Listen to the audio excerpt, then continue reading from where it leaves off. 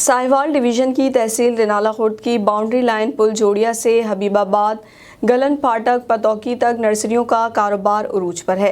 यहाँ पर फलदार, फूलदार, तज़ीन आराइश समेत मुल्की और गैर मुल्की पौधे तैयार किए जाते हैं और ये पौधे पाकिस्तान के अलावा दूसरे ममालिक में भी इम्पोर्ट किए जाते हैं।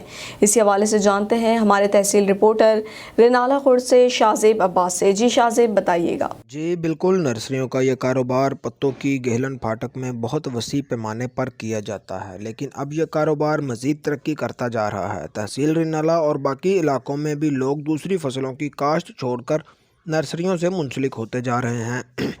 लोगों का कहना है कि ये मुनाफा बख्श कारोबार है। यहाँ से पूरे पाकिस्तान और बैरूनी ममालिक में पौधे सप्लाई किए जाते हैं। इन नर्सरियों में बीज से लेकर बड़े बड़े फलदार, फूलदार, खूबसूरत डिज़ाइनदार मुल्की गैर मुल्की पौधे तैयार किए जाते हैं। यहाँ पौधों को मुख्तलिफ़ तरह के खूबसूरत डिज़ाइनदार शक्लों में बनाकर बेचा जाता है और 400 से ज़ायद इक़साम की फूलों की पैदावार भी यहाँ पर ही की जाती है। एशिया की सबसे बड़ी नर्सरी होने का एजाज़ भी हासिल है, लेकिन यहाँ पर तहकीक और जिद्दत की ज़रूरत है। हुकूमती ताउन से मज़ीद तरक्की की जा सकती है।